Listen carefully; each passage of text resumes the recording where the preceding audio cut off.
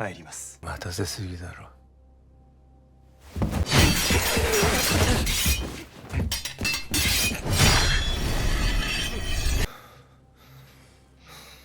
あなたには渡すことができました。誰のために剣を振るうのか。ありがとうございます。水くせえなが、俺は俺のためにやってるだけ。散り場所をな。いいね。動揺者も慈悲もねえ。それにHalo guys, selamat datang kembali di channel Cerita Singkat.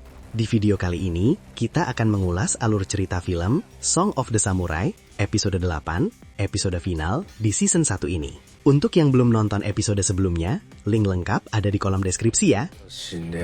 Nah, sebelum kita menyaksikan bagaimana akhir dari cerita ini, yuk dukung terus channel Cerita Singkat dengan menekan tombol subscribe dan aktifkan loncengnya, agar kalian tidak ketinggalan video-video seru lainnya. Sudah? Oke, mari kita simak ceritanya.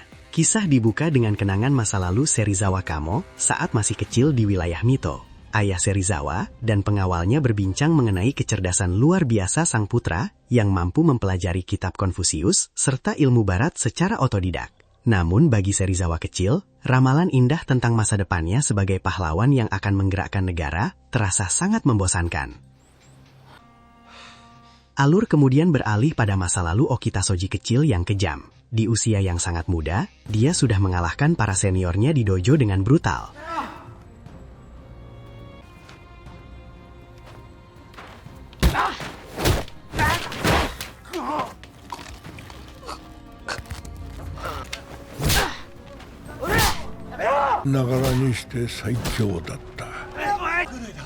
Bahkan, dia pernah menghabisi seorang samurai yang ngamuk dan mengancam keselamatan kakak perempuannya dengan sadis. Ia dijuluki sebagai anak iblis karena bertarung secara brutal dan tidak segan menghabisi nyawa lawannya tanpa ampun.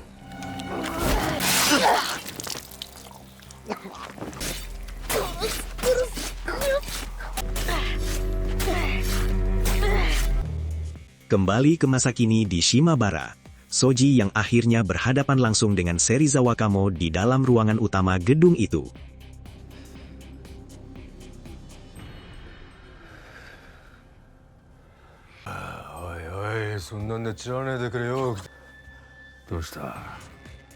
Melihat Soji diliputi ketegangan, Serizawa memprovokasinya dengan dingin, menyatakan bahwa tubuh Soji yang gemetar sebenarnya tahu siapa yang lebih kuat di antara mereka. Pertarungan akhirnya dimulai.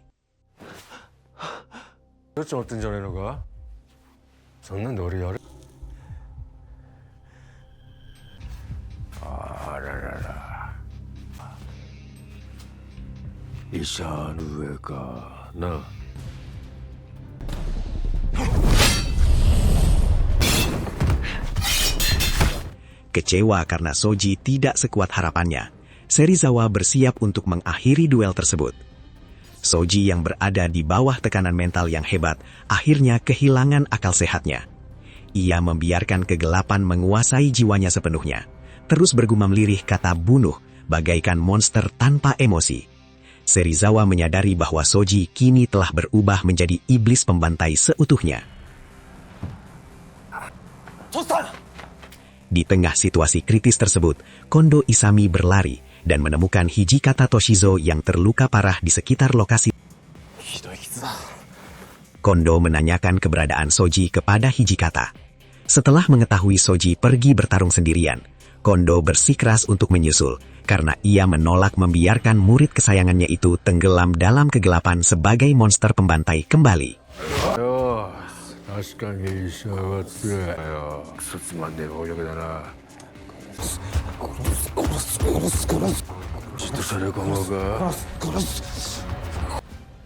Saat Kondo tiba di gedung Shimabara, ternyata Hijikata juga nekat menyusul, walaupun sudah lemas karena penuh luka. Sementara, pertarungan di ruangan lain masih terus berlangsung.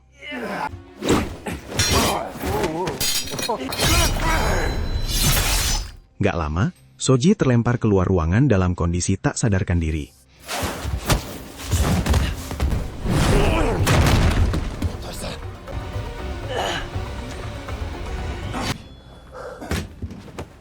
丈夫か。そいつのはクソつまんねえ。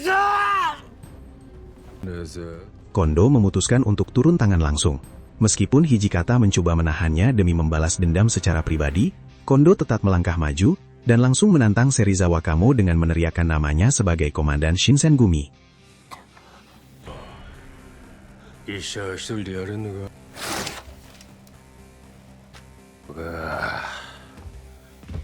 Serizawa yang menyukai semangat membara Kondo, langsung menyambut tantangan duel tersebut dengan gembira. Pertarungan sengit antara Kondo Isami dan Serizawa Kamo pun pecah. Meskipun Kondo kalah kelas dalam teknik bertarung, ia tetap menyerang dengan tekad baja. Serizawa sangat menikmati pertempuran ini.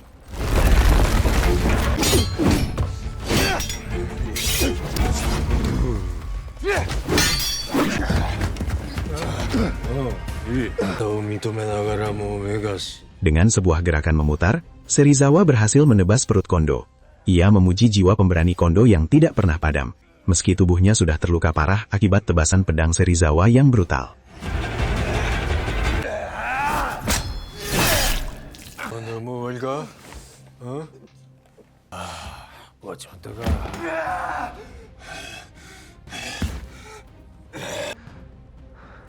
Di saat kritis tersebut, ingatan masa kecil Soji kembali berputar.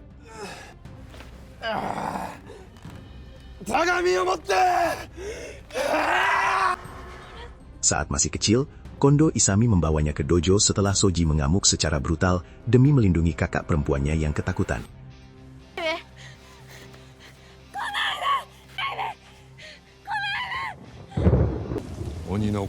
Ayah Kondo sempat memperingatkan Kondo agar tidak memelihara anak iblis yang haus darah. Namun, Kondo dengan bijak membela Soji. Bagi Kondo, tindakan brutal Soji didasari oleh rasa kasih sayang dan kebaikan untuk melindungi keluarganya.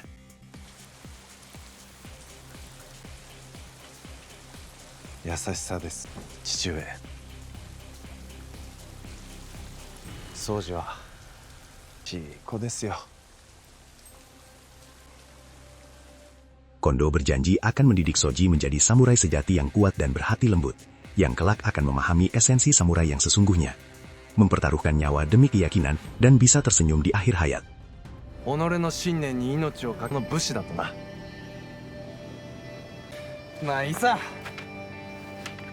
Kembali ke masa kini, Soji akhirnya tersadar dari pengaruh kegelapan jiwanya, melihat tangannya yang berlumuran darah dan sosok Kondo yang terluka parah demi melindunginya.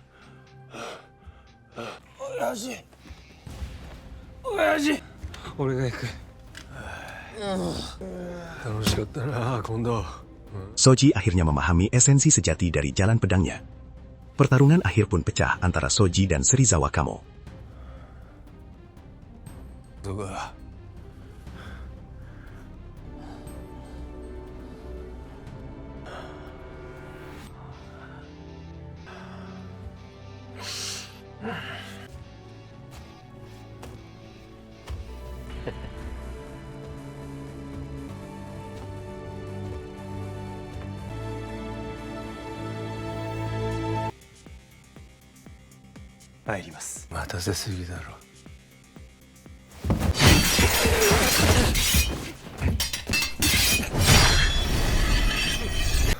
Soji mengucapkan terima kasih kepada Serizawa karena telah membuka matanya untuk mengetahui siapa dan apa yang sebenarnya ia lindungi.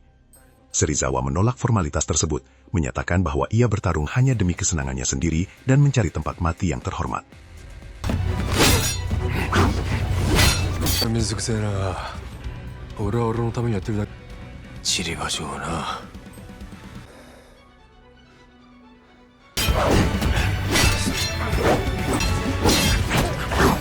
Melalui tebasan kilatnya, Soji berhasil menebas putus tangan kanan Serizawa. Namun, Soji kembali dibuat tumbang jatuh ke bawah.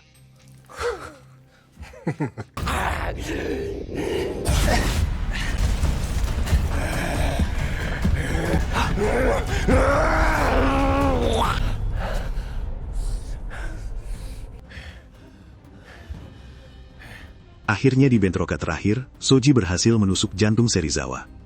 Di ambang kematiannya, Serizawa tersenyum puas dan merasa sangat gembira bisa bertemu dengan pendekar sekelas Okita Soji, sebelum akhirnya mengembuskan napas terakhir dengan damai.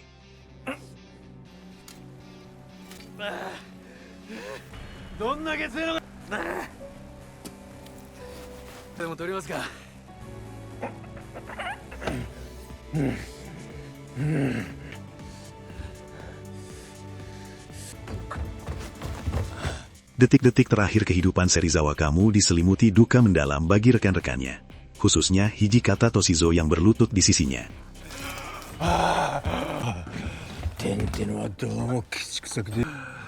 Sebelum mengembuskan napas terakhir, Serizawa sempat membisikkan pesan terakhir yang sangat bermakna kepada Hijikata. Ia meminta Hijikata untuk selalu mengikuti insting liarnya, hingga pertempuran akhir, lalu gugur dengan cara yang sama indahnya. Serizawa pun menutup matanya untuk selamanya. Hijikata didera penyesalan dan amarah yang luar biasa atas kepergian rival terkuatnya itu.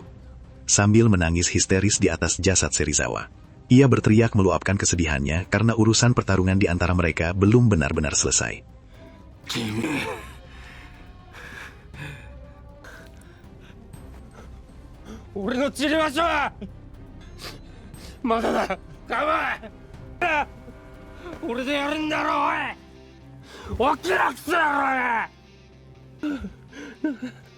Kepergian Serizawa diiringi oleh petikan Shamisen Ome yang menyanyikan lagu perpisahan yang sangat menyayat hati.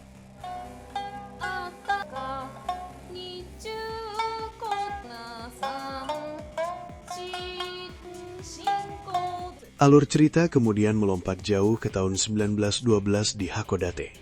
Makoto, cucu perempuan Hijikata, tampak mendengarkan kisah tersebut dengan takjub dari penuturan Nagakura Shinpachi yang sudah menua. Nagakura menjelaskan bahwa meskipun sejarah mencatat Serizawa Kamo sebagai seorang tirani kejam Shinsengumi, bagi dirinya Serizawa adalah seorang satria sejati yang bertarung bagaikan iblis. Kematian Serizawa jugalah yang menjadi titik balik terbesar yang mengubah seluruh kepribadian Hijikata menjadi sosok yang sangat dingin. Kisah kembali mundur ke bulan Maret 1864, 6 bulan setelah tragedi Shimabara. Pasukan Shinsengumi mengalami reorganisasi besar-besaran di bawah komando mutlak Kondo Isami. Lebih dari 100 orang anggota baru bergabung, yang kemudian dibagi menjadi 10 divisi tempur utama. Di sini, para kapten divisi diperkenalkan dengan gaya kepemimpinan mereka masing-masing yang sangat unik. Saito Hajime memimpin divisi ketiga dengan latihan fisik yang sangat brutal. Nagakura Shinpachi memimpin divisi kedua dengan menanamkan prinsip kerja keras di atas bakat alami. Tudo Heisuke memimpin divisi ke-8 dengan melatih taktik benturan kepala yang ekstrim.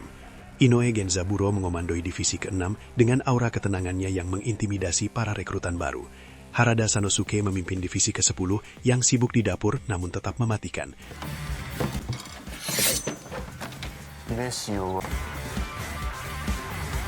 Serta Okita Soji yang memimpin divisi pertama dan sangat dicintai anggotanya karena kepribadiannya yang ramah meskipun sempat menghajar mereka di hari pertama.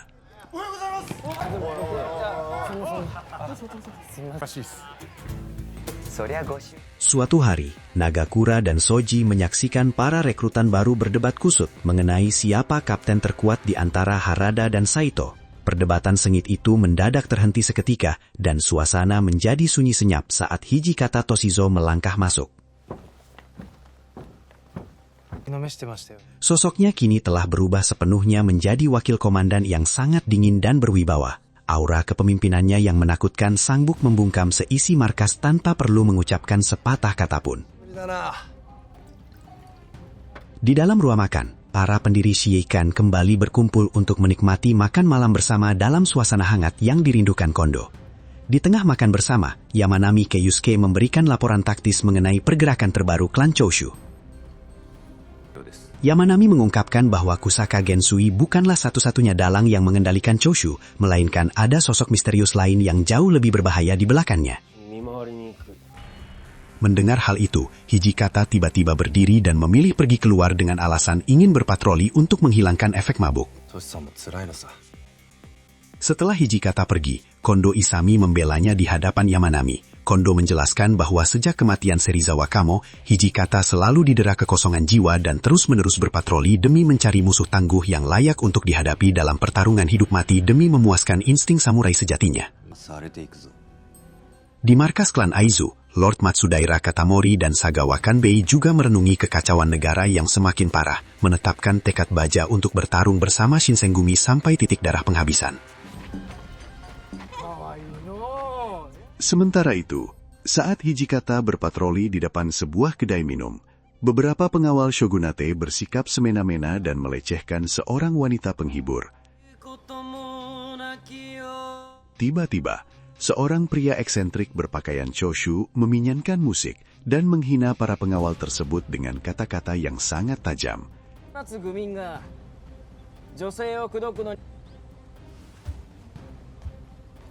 Pria itu dengan lantang mendeklarasikan niatnya untuk menghancurkan Shogunate Tokugawa demi melahirkan era baru yang jauh lebih menyenangkan. Para pengawal terkejut setelah menyadari bahwa pria tersebut adalah Takasugi Shinsaku, salah satu tokoh kunci klan Choshu yang sangat berpengaruh. Di saat para pengawal mau menangkapnya, Hijikata Toshizo langsung maju duluan. Sambil memperkenalkan diri sebagai wakil komandan Shinsengumi. Hijikata menantang Takasugi untuk menghunuskan pedangnya demi menebus kematian anggota pasukannya yang gugur. Takasugi tertawa meremehkan dan justru mengeluarkan sepucuk pistol modern, menyatakan bahwa era pedang telah berakhir dan ia akan menghancurkan dunia shogunate yang membosankan ini dengan tangannya sendiri. Hijikata tersenyum liar melihat kegilaan di mata Takasugi. Ia menyadari bahwa ia akhirnya telah menemukan lawan tangguh dengan hasrat membunuh yang pekat untuk mengisi kekosongan jiwanya selama ini. Film pun diakhiri saat Nagakura Shinpachi dalam narasinya di masa depan mengenang pertemuan tersebut. Baginya, Takasugi Shinsaku adalah sosok pahlawan sekaligus pemberontak sejati yang sangat gila, yang kehadirannya telah menyelamatkan Hijikata dari kehampaan hidup, sekaligus menandai dimulainya era rivalitas baru yang membara bagi Shinsengumi. Bagaimana menurut kalian mengenai serial ini? Tulis pendapat kalian di kolom komentar di bawah ya. Jangan lupa untuk klik like, share video ini, dan pastikan kalian sudah subscribe channel Cerita Singkat. Sampai jumpa di video seru berikutnya.